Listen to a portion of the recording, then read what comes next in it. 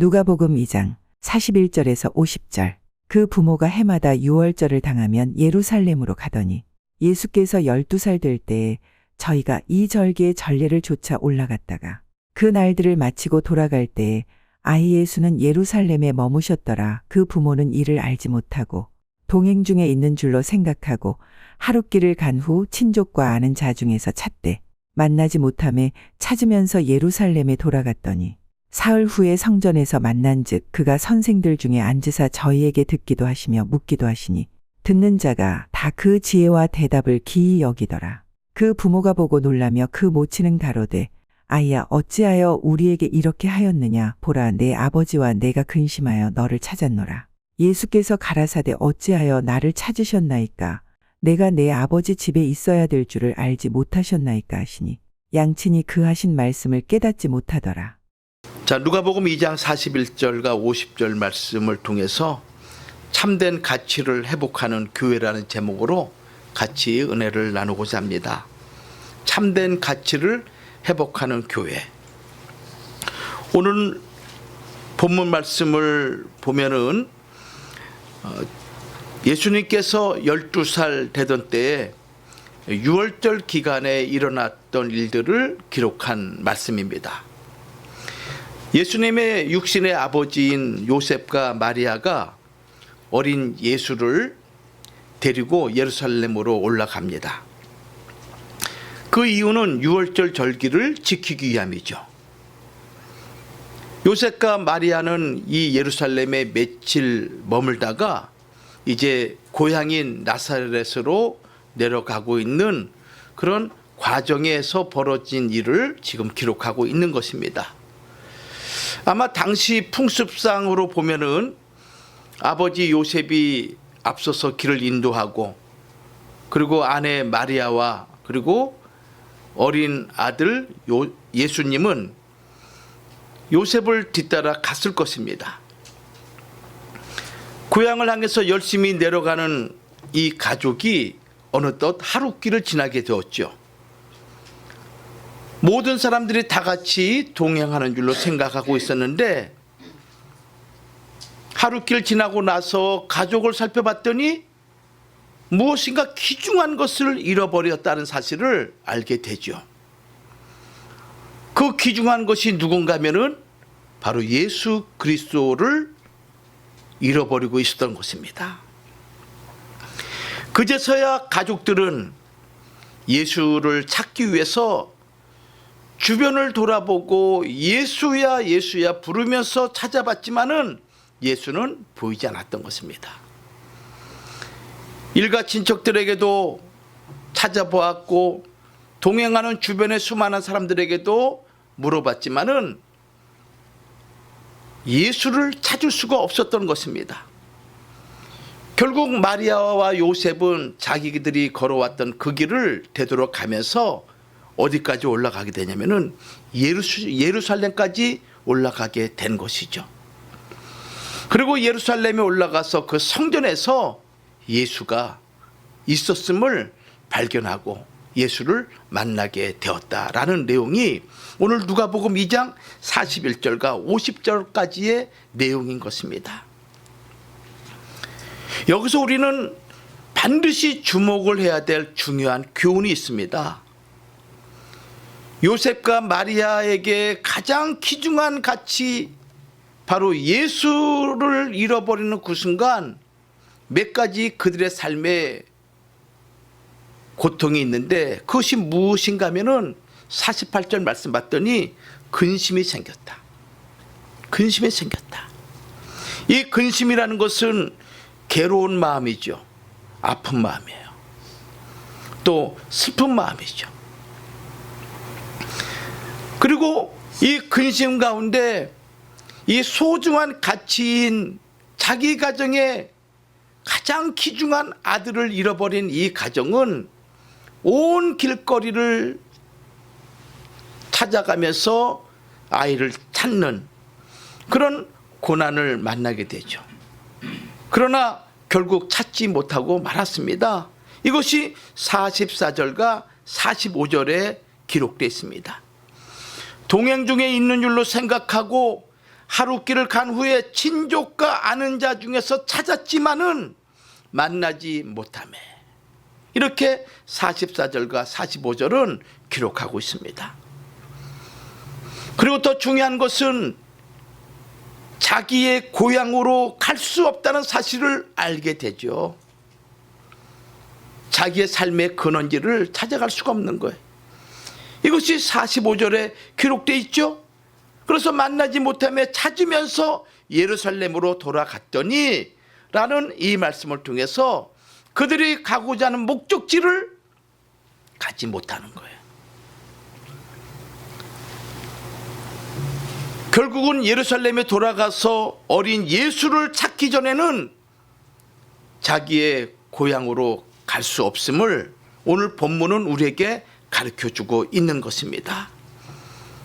돌아가서 잃어버린 귀중한 가치 예수를 찾아야만 남은 길을 갈 수 있음을 이 부모들은 알 수 있는 것입니다. 우리의 삶도 마찬가지죠. 우리가 우리의 앞으로 나아가기 위해서는 반드시 소중한 가치를 회복하지 않고서는 절대로 앞으로 나아갈 수가 없는 거예요. 그렇다면 오늘 본문을 통해서 우리에게 가르쳐주는 가장 귀중한 가치가 무엇인가? 오늘 이 땅에 예수를 외치고 복음을 전하는 수많은 교회들이 있지만은 이 교회의 가장 귀중한 가치가 무엇인가? 그런 면에서 참된 가치를 회복하는 교회, 그 교회는 어떠한 모습을 가지고 있어야 되는가? 두 가지로 살펴보고자 합니다. 첫 번째 가치는 예수 그리스도가 우리 삶의 중심이 되어야 한다는 것입니다. 이것은 만고불변의 진리인 것입니다. 내가 예수를 믿고 내가 하나님 아버지를 나의 아버지로 섬기는 그 누구라도 변치 말아야 될 유일무이한 절대 진리가 예수 그리스도가 우리의 삶의 중심이 되어야 된다는 것입니다. 나의 삶과 우리의 가정을 이 세상을 더 나은 세상으로 여러분들이 만들고 싶다면은 다시 한번 여러분들이 생각해야 될 것은 무엇인가 하면은 내 삶에 우리 가정에 예수님이 계시는가? 내가 하는 사업에 과연 예수님은 계시는가? 이것을 모든 문제의 시작점으로 삼지 않고서는 성도들은 이 땅에서 성공할 수가 없는 것입니다. 왜냐하면 우리는 예수의 것이기 때문에 그러한 것입니다. 우리는 예수의 사람이기 때문에 그럴 수밖에 없는 것입니다. 예수님이 우리의 삶의 중심이 되어야 한다는 것입니다. 예수님이 우리 삶의 중심이란 의미는 예수 그리스도의 말씀이 나를 지배한다는 의미인 것입니다. 하나님의 말씀이 나를 지배한다는 것, 그것이 내가 하나님 중심으로 산다. 예수의 말씀이 나를 지배하는 것, 이것이 내가 예수 그리스도 중심으로 산다는 의미를 말씀하고 있는 것이죠. 그 말씀에 순종한다는 것은 내 인생의 방향이 예수 그리스도가 원하시는 방향으로 살아가는 것을 말씀하고 있는 거예요. 예수님이 우리 삶의 중심이 되어야 한다. 또 예수 그리스도를 중심으로 내가 살아가야 된다라는 얘기를 우리는 많이 하고 있습니다. 그렇게 표현하고 그렇게 우리는 주변 사람들이 얘기하고 있죠. 어떻게 보면 이렇게 표현하는 것이 기독신자에게 당연한 일로 생각하고 있습니다. 그러나 실상 많은 사람들이 고백하고 당연한 것으로 생각하고 있지만은 그렇게 살지 못하는 것이 현대를 살아가는 기독신자들의 문제인 것입니다. 말씀대로 살겠다고 수백 번 수천 번 우리 입술로 고백하지만은 실상 우리의 삶의 현장에서는 말씀을 부인하고 예수 그리스도 중심 아닌 삶을 살아가는 자들이 얼마나 많은지 몰라요. 그래서 가장 위험한 무신론이 무엇인가 하면은 실천적인 무신론이 가장 무서운 무신론인 것입니다. 그렇지 않겠습니까? 내가 하나님 말씀을 믿는다라는 것은 그 말씀대로 내가 순종한다는 그런 의미로 우리는 이해를 하고 있지 않습니까? 근데 말씀대로 살지 못하는 거예요. 겉으로는 하나님을 믿는 척하지만은 마음으로 믿지 않는 위선의 삶, 이중적인 삶, 가식의 위험이 늘 우리 가운데 도사리고 있다는 것입니다. 이것이야말로 우리가 피해야 할 가장 무서운 무신론의 형태다, 이렇게 말씀을 드릴 수가 있는 것이죠. 요셉과 마리아가 아들 예수를 미리 작정하고 예수님을 뒤에 두고 온 것이 아닌 것이죠. 자신들도 모르게 집에 가고자 하는 그런 일 때문에, 빨리 고향에 내려가고자 하는 그런 마음 때문에 예수님보다 앞장서서 가다 보니까 예수가 따라올 줄로 당연히 이분들은 생각을 했습니다. 근데 어떤 일이 벌어졌습니까? 하루길을 꼬박 지나고 난 뒤에야 아하, 예수를 잃어버렸구나라는 것을 그때서야 발견한 거예요. 성도 여러분, 우리가 예수 그리스도를 떠날 때 나 예수님을 떠납니다라고 고백하고 떠난 사람들이 몇이나 있겠습니까? 나 하나님을 떠난다라고, 내가 하나님을 잊어버리기로 작정했습니다라고 예수님을, 하나님을 떠난 사람들이 예수 믿는 가운데 몇이나 있겠습니까? 우리 자신도 눈치채지 못하는 가운데 세상 일에 집중하고 내 일에 집중하고 하나님보다 다른 것에 집중하는 그 순간 나도 모르는 사이에 하나님과 나와의 관계가 떨어져 있고, 나는 예수님과 동행하는 것 같은데 예수님은 저만치 떨어져서 나와 관계는 점점 멀어지고 가는 것이 우리 인생들의 모습이 아닌가, 한번 되돌아보자는 거예요. 우리가 방심하는 사이에 교만이 들어왔고, 우리가 세상에 심치 않은 그 순간에 탐욕과 욕심이, 이기심이 우리의 마음을 사로잡게 됩니다. 그것이 내 삶의 중심이 되는 것이죠. 먹고 마시는 것이 나한테 너무나 중요하다 보니까 예수님보다 물질이, 예수님보다 인간관계가, 예수님보다 내 사업이 내 중심에 자리를 차지하고 있는 거예요. 예수님은 온데간데 없이 사라지고 말았습니다. 그것이 오늘 살아가는 우리 기독 신자들의 가장 무서운 죄라는 거예요. 처음부터 철저하게 예수님과 멀어지기로 작정하고 계획하고 그런 일을 저지른 사람 별로 없죠. 살다 보니, 바쁘게 살다 보니 어쨌든 간에 한 푼이라도 더 벌어서 이 세상에서 내가 조금이라도 여유 있게 살려고 하다 보니까 나도 모르는 사이에 분주한 가운데 예수님을, 하나님을 잃어버린 우리의 인생의 삶이 아닌가 생각해 보라는 거예요. 그냥 어쩌다 보니까 하루길을 이미 와버리고 말았어요. 예수님은 온데 간데 없이 내 눈에 보이지 않는 거예요.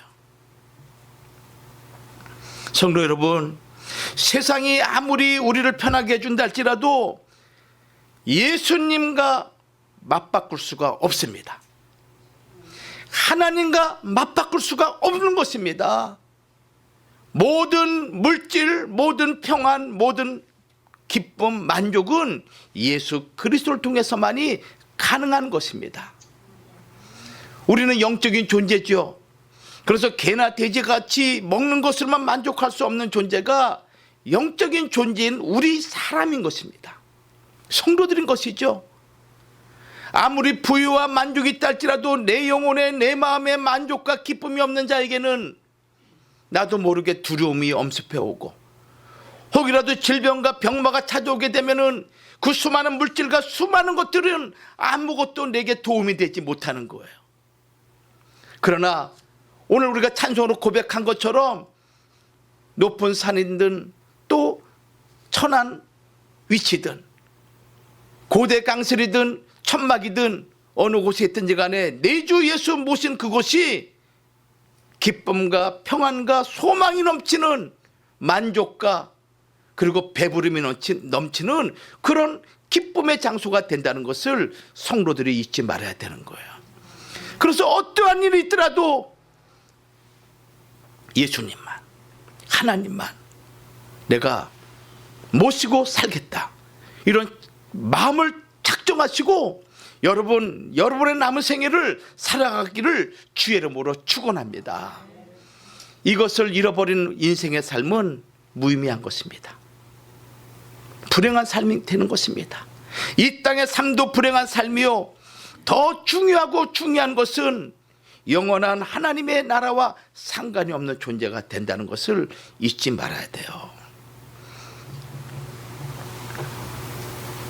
베드로전서 1장 24절에 이런 말씀이 있지 않습니까?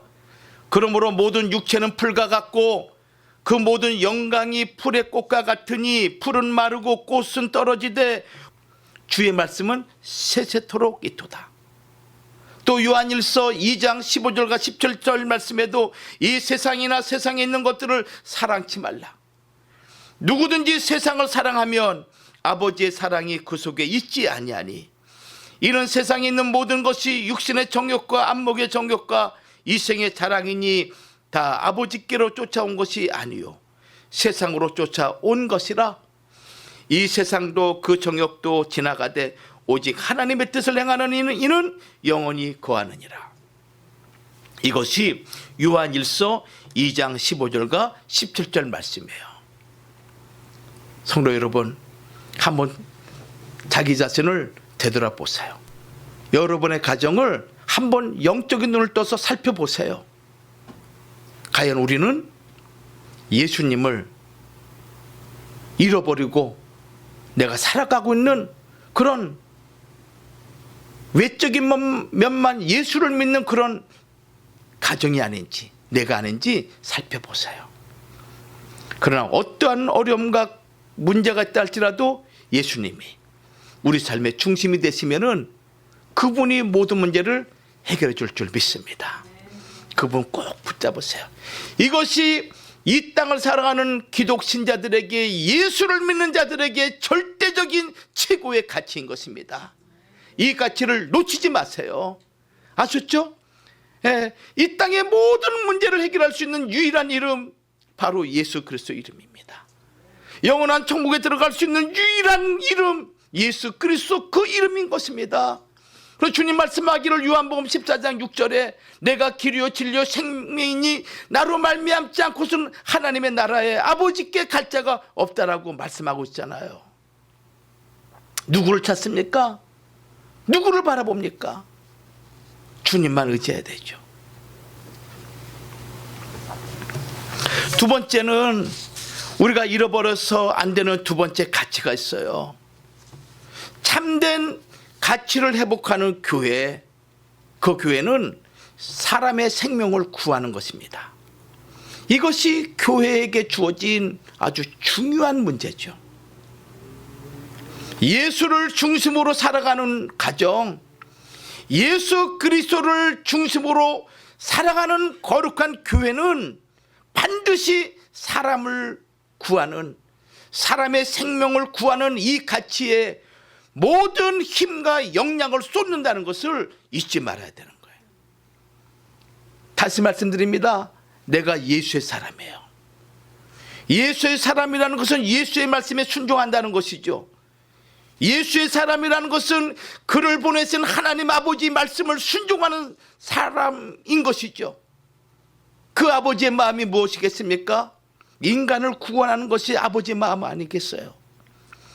예수가 십자가에 고난받으시고 죽으신 그 목적도 제약된 인간들을 구원하기 위한 목적이 있기 때문에 예수님이 십자가에 돌아가신 것 아니겠습니까?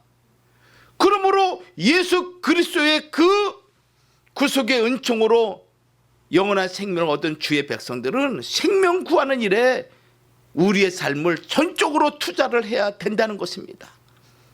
먹든지 마시든지 하나님의 영광을 위해서 한다라는 것은 무엇입니까? 복음을 전하는 일이죠. 예수를 증거하는 일인 것입니다. 우리가 무엇으로 하나님의 영광을 드러내겠습니까? 물론 내가 선한 일, 복스러운 일, 아름다운 일을 할 수 있습니다. 그러나 그 모든 일들을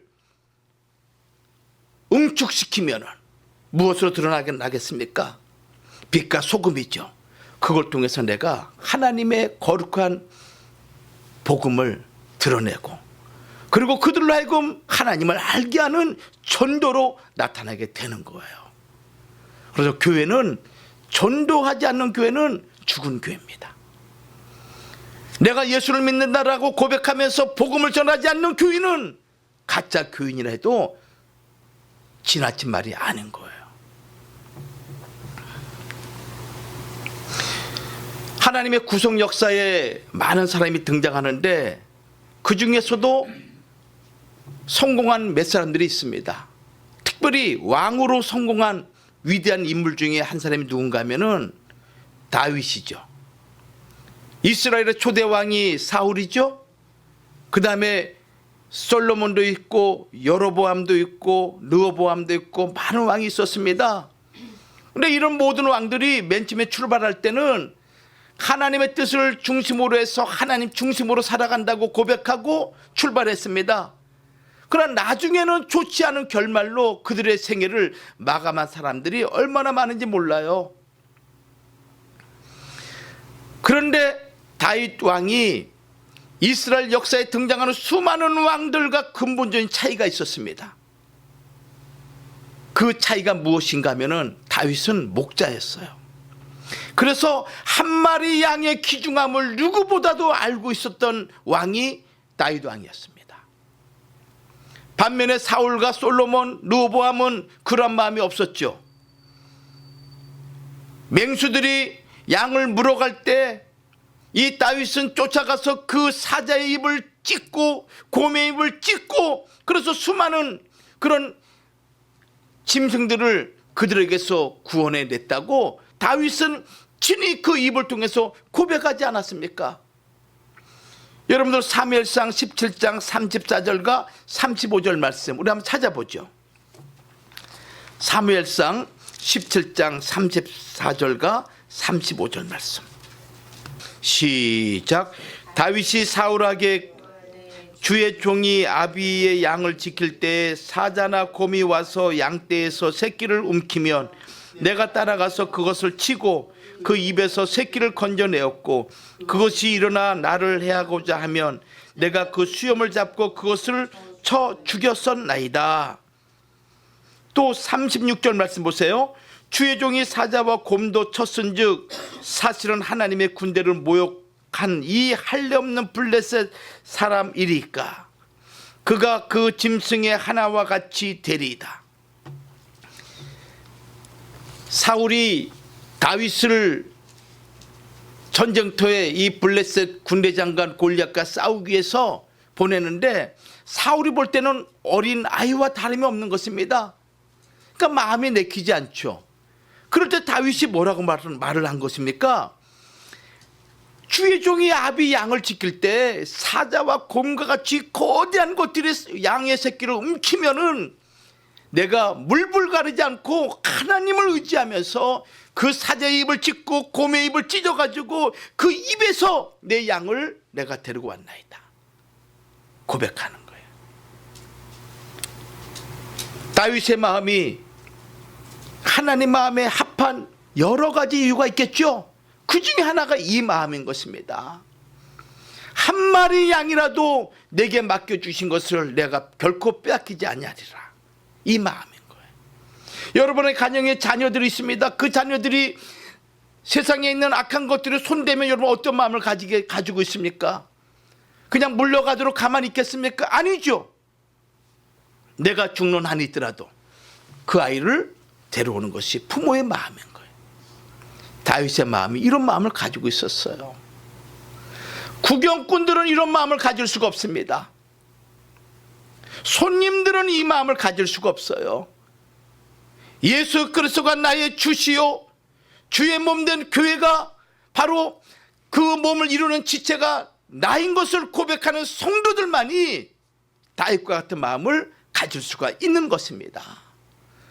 그렇기 때문에 어떠한 짐승, 어떠한 악한 자들에게 잡혀갔다 할지라도 내 생명을 걸고 찾아오고자 하는 그런 마음, 그것이 교회가 지향해야 될 참된 가치 두 번째라는 거예요. 예수님 친히 이 땅에 오셔서 하신 말씀 무엇입니까? 누가복음 15장 1절에서 10절 말씀 보면은 길 잃은 한 마리의 양을 찾고자 하는 것이 목자의 심정, 예수님의 마음이라고 말씀하고 있습니다. 길 잃어버린 한 마리 양을 위해서 끊임없이 관심과 애정을 표현하는 마음이죠. 그래서 양을 찾으면은 얼마나 기쁜지 그 양을 어깨에 메고 마치 세상을 정복한 정복자같이 찾아오는 의기양양한 그런 마음, 그것이 바로 참된 교회가 회복해야 될 두 번째 가치라는 거예요. 내 손에 억만금을, 내 손에 수많은 보화를 가졌다 해서 이것이 내 삶의 부유와 기쁨을 갖다 주는 게 아닌 것이죠. 하나님이 우리에게 주의 일을 감당할 때 하나님께서 때에 맞춰서 우리에게 기쁨과 만족과 부유함을 부어주신다는 것을 여러분들 잊지 마십시오. 제가 이렇게 말씀하는 이유가 무엇입니까? 제가 증거하는 예수 그리스도, 여러분이 믿는 예수 그리스도가 죽은 하나님, 죽은 예수입니까? 살아계시고 지금도 우리와 함께 하시고 지금도 우리의 기도를 들으시는 하나님이시요 예수님이시기 때문에 이렇게 감히 여러분들에게 말씀을 증거하는 근거가 아니겠습니까? 여러분들이 위기를 만나고 어려움 만날 때마다 왜 예수님을 찾습니까? 왜 하나님을 부르짖습니까? 하나님이 살아계시기 때문에, 그 하나님 믿기 때문에 부르짖는 것 아니겠습니까? 그렇지 않습니까? 그러면은 다시 한번 자기 자신을 살펴보세요. 과연 내가 예수 중심으로 살아가는 사람인지. 예수 중심으로 살아간다는 것은 하나님 아버지 중심으로 살아간다는 의미인 것입니다. 왜냐하면 예수님이 이 땅에 오셔서 한 번도 당신의 생각대로 공생애를 살아가지 않으셨어요. 예수님은 요한복음 8장 26절 말씀 보면 무슨 말씀이 있습니까? 나를 보내신 이가 참되심에 내가 그에게 들은 그것을 세상에 말하노라. 예수님이 여러분들에게 말씀하신 거 있잖아요. 그것은 예수님 자신의 말씀이 아니라 누구의 말씀이에요? 아버지의 말씀이에요. 요한복음 8장 28절도 마찬가지죠. 오직 아버지께서 가르치신 대로 이런 것을 말한 줄로 너희가 알아라. 이렇게 말씀하고 있는 거예요. 그래서 예수 중심이라는 것은 다르게 표현하면 아버지 중심이에요. 하나님 중심이에요. 내가 예수님 말씀대로 살아간다는 것은 하나님 아버지 말씀대로 살아간다는 거예요.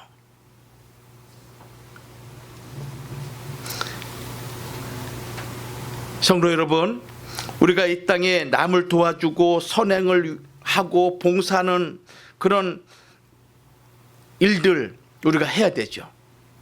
또 이 땅에 있는 수많은 그런 공동체들이, 그것이 종교시설이든 또는 어떤 건물이든 집회든 어떤 단체든지 간에 이렇게 남을 도와주고 선행을 베푸는 공동체들은 많이 있습니다.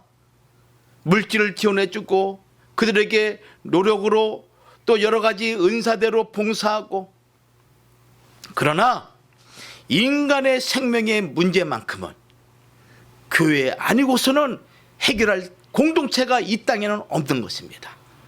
그래서 교회가 영광스러운 교회인 것입니다. 생명을 구원하는 일은 교회 외에는 할 수가 없는 것입니다. 그 교회는 예수 믿는 우리들이죠. 우리 각자가 신령한 교회요. 신령한 교회인 여러분들이 모인 이 공동체가 바로 신령한 하나님의 교회인 것입니다. 이 교회만이 복음을 전할 수가 있고 그 복음을 통해서 죽어가는 생명을 구원할 수 있는 유일무이한 이 지상의 공동체가 바로 교회인 것입니다. 그러니 얼마나 교회가 하나님 앞에 영광스러운 존재겠습니까? 세상에 얼마나 영광스러운 그런 공동체입니까? 그 사명을 우리에게 하나님이 부여해 주신 거예요.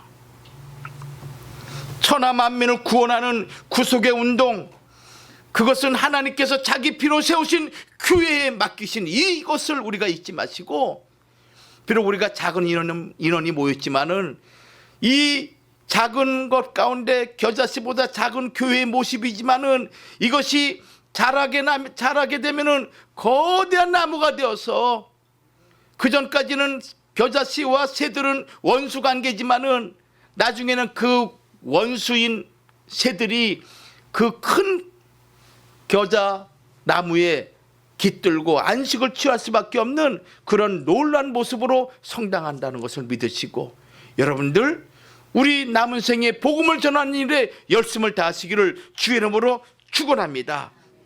그래서 교회를 가리켜서 구속운동의 핵이다, 구속운동의 중심이다, 이렇게 말씀하고 있습니다.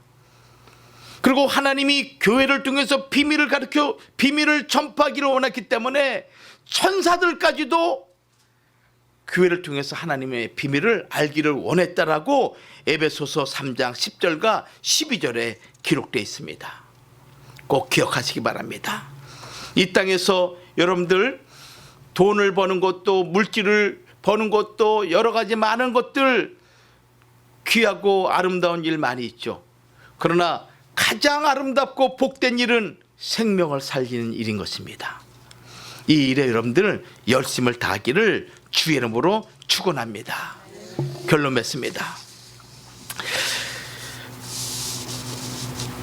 자, 진정한 가치를 회복하는 교회, 이런 교회가 되기 위해서는 우리가 어떻게 해야 될까요? 잃어버린 예수를 찾기 위해서 오늘 요셉과 마리아는 어떤 결론을 내렸습니까? 어떤 결론을 내렸습니까? 예루살렘으로 올라갔습니다. 예루살렘으로. 다시 말씀드립니다. 진정한 가치를 찾기 위해서는 우리도 역시 예루살렘으로 올라가야 돼요. 왜 그렇습니까? 거기에 누가 계시기 때문에? 주님이 계시기 때문에. 또 주님 친히 이렇게 말씀하셨습니다.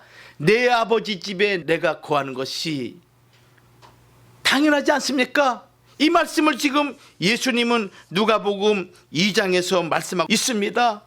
누가복음 2장 49절 말씀 보면은 예수께서 가라사대 어찌하여 나를 찾으셨나이까?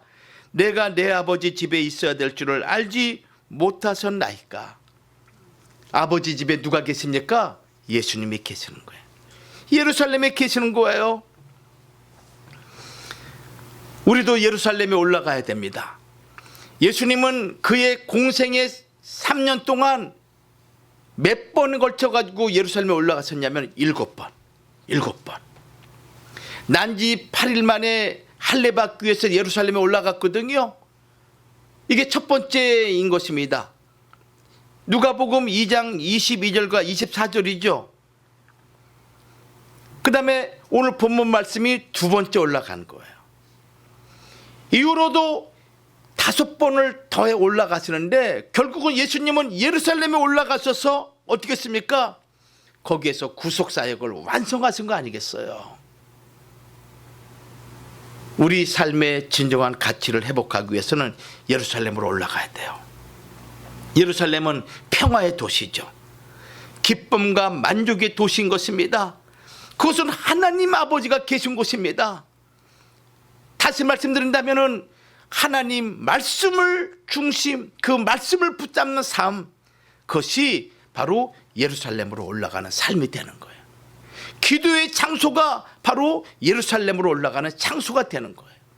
말씀을 듣는 장소가 바로 하나님 아버지가 계시는 예루살렘으로 올라가는 그 장소가 된다는 것을 잊지 마시고 여러분들의 삶의 자리가 항상 말씀의 자리, 기도의 자리, 사명의 자리, 그리고 신령한 교회가 바로 하나님의 그 평강의 역사는 예루살렘이라는 것을 잊지 마시고 늘 교회를 가까이, 말씀을 가까이, 기도를 가까이 하는 거룩한 성도가 되기를 주의 이름으로 축원합니다. 잊지 마십시오. 두 가지. 첫째는 뭡니까? 예수 중심. 두 번째는 생명을 전하는 것. 이 두 가지가 바로 진정한 가치를 회복하는 교회의 두 가지 특징이다. 꼭 기억하시기 바랍니다. 기도하겠습니다. 고마우신 하나님 은혜를 감사합니다. 오늘도 주신 말씀을 우리가 기억하면서 하나님 아버지, 우리가 혹시라도 내게 가장 소중하고 가장 귀한 가치를 잃어버린 그런 삶을 살아가는 우리가 아닌지 다시 우리 자신을 살필 수 있도록 은혜를 하나님 부어 주시옵소서. 예수님을 믿는다고 하지만은 예수를 잃어버린 우리의 삶이 아닌지, 내가 이 땅에서 가장 아름다운 일을 한다라고 고백하면서도 생명을 전하는 이 일을 소홀히 하는 우리가 아닌지 우리 자신을 되돌아보면서 우리의 남은 생에 오직 예수 중심, 말씀 중심, 우리 아버지 중심으로 살아가는 거룩한 성도가 되게 하옵시고, 우리의 생애가 오직 생명을 전하고 생명을 구하는 이 일에 열심을 다하는 거룩한 주의 백성들이 되도록 우리를 축복하여 주시옵소서. 원하는 질병과 병마와 또 물질의 어려움 때문에 근심 걱정하는 주의 백성들 있습니다. 하나님 아버지, 한량없는 주의 평강의 말씀으로 저들을 사로잡아 주셔서 위기와 어려움 가운데 하나님 아버지 구원하여 주시옵시고, 병 가운데 있는 자들을 회복시켜 주시옵시며, 가난 가운데 있는 성도들에게 물질의 복을 부어 주셔서 이 땅에서 하나님과 늘 동행하기에 부족함이 없도록 은혜를 더하여 주시옵소서. 예수님의 이름으로 기도 올리옵나이다. 아멘.